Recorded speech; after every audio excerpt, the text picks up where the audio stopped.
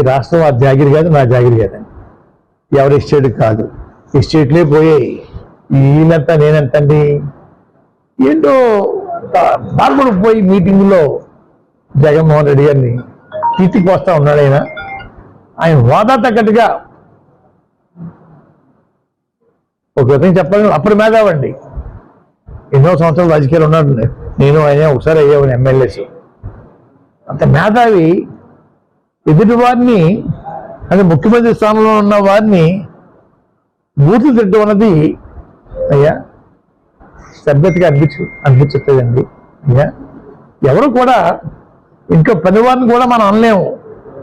అయ్యా పొలంలో పనిచేసే మనిషిని కూడా అనలేము. అటువంటి బూతులు అయ్యా అంత హీనాతీనంగా మాట్లాడటం అంటే అధికారం పోయింది, నోళ్ళు ఎండిపోయాయి, అర్జెంటుగా అధికారం కావాలా, అధికారం కావడం కోసం అబద్ధాలు చెప్పి దాన్ని నిజంగా చెప్పడం కోసం ప్రయత్నం చేస్తూ ఉన్నారు. అలాగే సినిమా యాక్టర్గా ఉన్నారండి. వారికి షూటింగ్లో వెళ్ళటం కోసం ఎమ్మెల్యే పదవి కావాలటండి. అయ్యా ఎక్కడో హైదరాబాద్ వచ్చి పిఠాపురంలో ఎమ్మెల్యే కావాలటండి. ఎంతవరకు శోభం ఆలోచించండి. వారు సొంత పుట్టింది అక్కడ హైదరాబాద్లో, ఇక్కడ ఆ రాష్ట్రం వేరు, మన రాష్ట్రం వేరండి. ఇక్కడ ఎమ్మెల్యే పదవి కావాలటండి. ఎంతవరకు శోభం ఆలోచించండి. అయ్యా ఈ పక్క కానిసి మనిషి మీద నిలబడ్డారంటే అర్థం ఉందండి.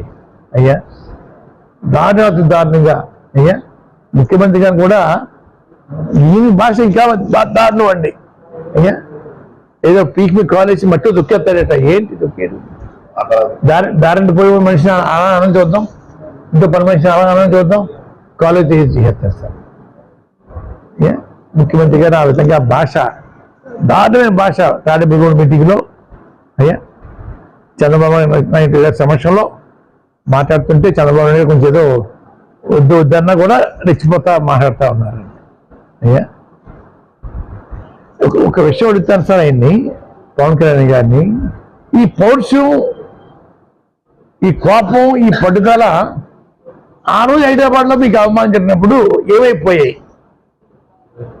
ఆ రోజు హైదరాబాద్లో వీరికి ఘోరంగా అవమానం జరిగినప్పుడు ఈ పౌరుషం, ఈ పట్టుదల, ఈ ఆవేశం ఎక్కడ పోయారు అడుగుతూ ఉన్నాను. అవమానం చేసిన ఇంటికి వెళ్ళి కొంతకాలం, కొన్ని సంవత్సరాలకి మళ్ళీ టిఫిన్ తింటామా? ఎంత దారుణం సార్. అటువంటి అవమానం బహుశా సామాన్యుడు కూడా జరిగి ఉండదండి. అటువంటి అవమానం జరిగినప్పుడు ఏమి మాట్లాడలేదా పెద్ద మనిషి? ఈ రోజు ఇక్కడ వచ్చేసేసి హైదరాబాద్ కాకుండా మనూరు వచ్చేసేసి ఉన్నది ఒకటి లేదు 10 మాటలు చెప్పేసి ఆయాసపడిపోతూ మాట్లాడుతూ ఉన్నాను. నేను మాట్లాడుతుంటే సినిమాలో ఒక చిన్న క్యారెక్టర్ వేసే ఒక అజీన్ ఉన్నాడు, ఆయనతో తిట్టుతున్నాడు సార్ నన్ను. పందనో కుక్కనో ఏదో తిట్టుతున్నాడు సార్. అయ్యా నేను 2-3 సార్లు చెప్పాను, అయ్యా పవన్ కళ్యాణ్ గారు మీరు ఎక్కడెక్కడో తెర ఎక్కాలంటే మాట్లాడడం కాదు,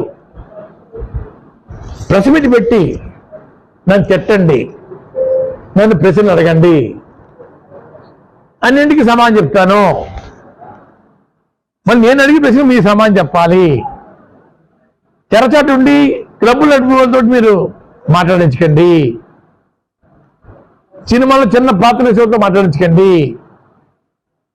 దమ్ము ధైర్యం ఉంటే మగవాడు అయితే ప్రెస్ మీట్ పెట్టండి, పెట్టి నన్ను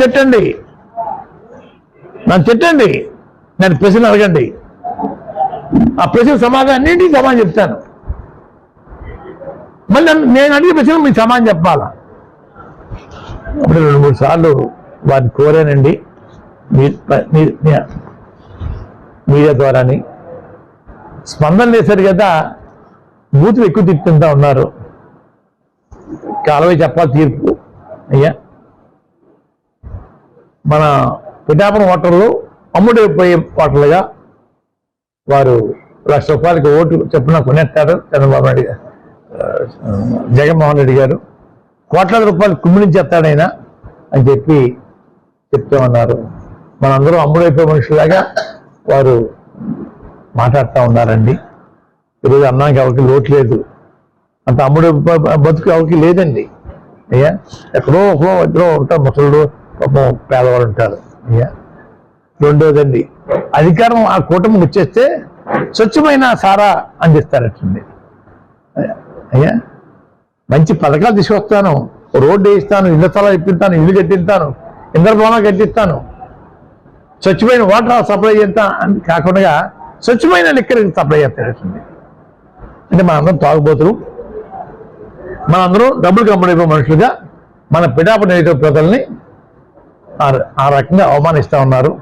గమనించిన సోదరులారా, నేను చెప్పక్కర్లేదు, మీకు అన్ని టీవీల ద్వారా